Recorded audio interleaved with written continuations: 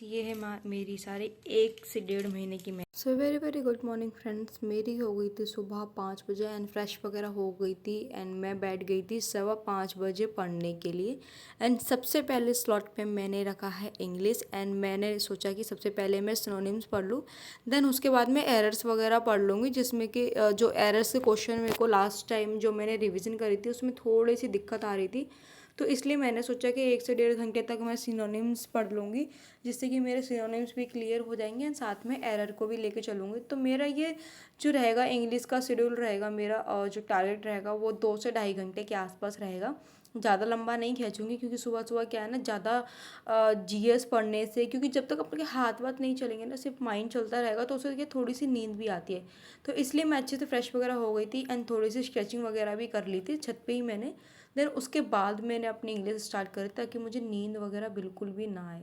सो इसलिए मैंने सबसे पहले सिनोनिम्स पढ़ा एंड सिनोनिम्स पढ़ने के बाद मैं एरर के क्वेश्चंस वगैरह लगाने लग गई थी, क्योंकि जो लास्ट टाइम पढ़ा था उसमें एक लाइन में मुझे थोड़ी सी सेंटेंस में प्रॉब्लम आ रही थी, तो मैंने सोचा कि आज मैं उसको क्लियर कर लूँगी। आज है वैसे भी सैटरडे, और ये सैटरडे को मैं ही अपना ब्लॉग शूट कर रही हूँ, ताकि मैं आपको संडे को अपना रूटीन बता सकूँ कि मैं किस तरीके से पढ़ रही हूँ एंड क्या क्या मेरा टारगेट था।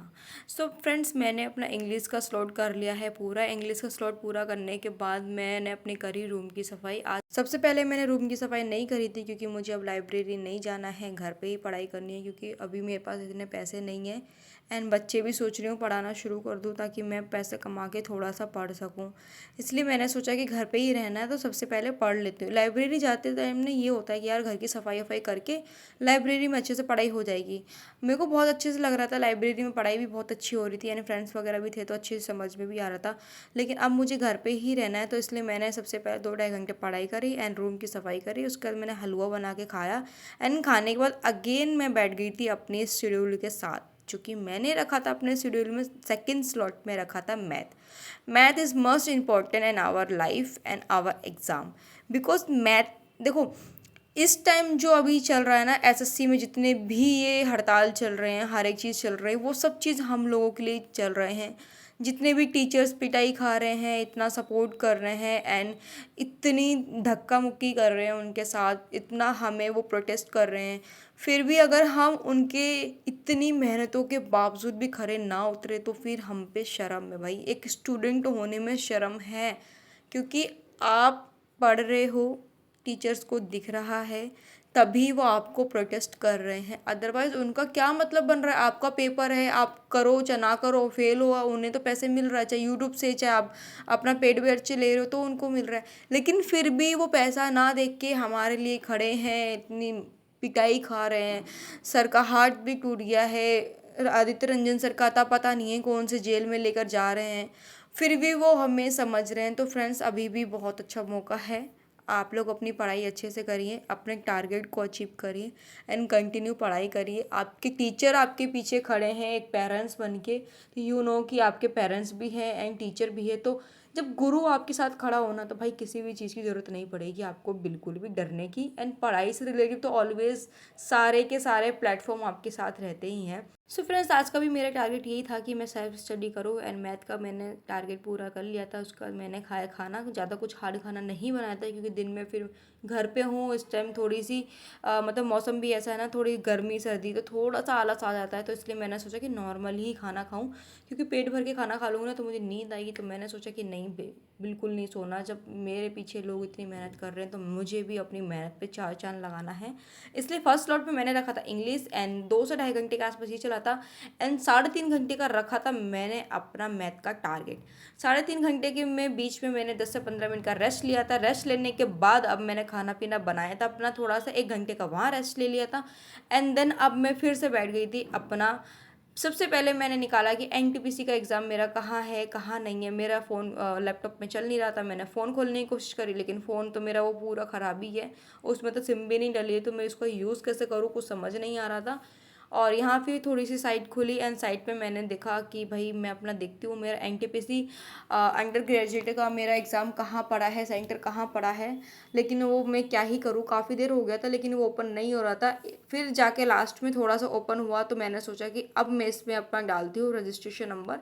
एंड फिर मैंने जाके देखा तो भाई मेरा तो अभी नंबर आया ही नहीं है।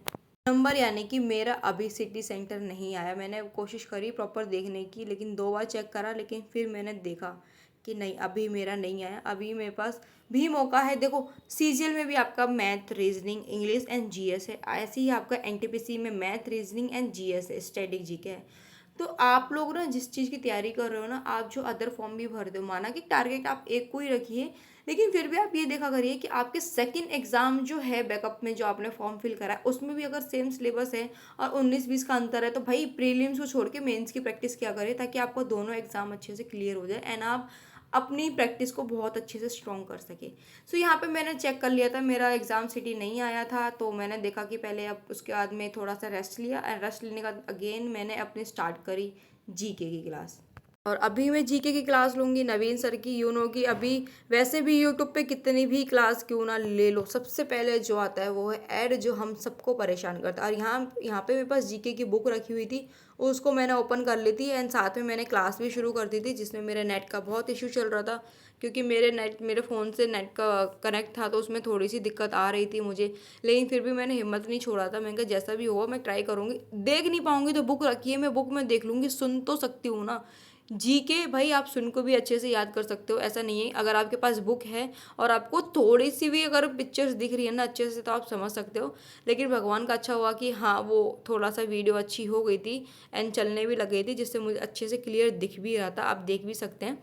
लेकिन फिर मैंने एक ट्राई करा, अच्छे से सब चीज़ सेटअप कर लिया था, अपनी बुक भी खोल ली थी एंड मैं अपनी क्लास भी देख रही थी एंड साथ में जो चीज़ मुझे ऐड करनी थी वो अपने सेल्फ नोट्स भी बना रही थी। सेल्फ नोट बनाना बहुत ज़्यादा ज़रूरी है, चाहे आपके पास बुक हो या अगर आपके पास नोट्स है, नोट्स अगर आप लोग पढ़ाई कर रहे हैं तो उस नोट्स में भी आप ऐड कर सकते हैं। तो आप साथ में अपने नोट्स को, मतलब अगर आपके पास नोट्स नहीं है तो आप नोट्स बना लीजिए छोटे मोटे, लेकिन अगर आपके पास नोट्स हैं तो आप उसमें भी ऐड कर सकते हैं, ताकि आपकी प्रैक्टिस में जब आप पेपर देने जाए तो आपकी जो नोट्स बना रखे हैं ना, जो प्रैक्टिस से अपने नोट्स वगैरह बना रखे हैं, तो आप उसे थोड़ी सी रिवीजन करके आप हिंट भी ले सकते हैं।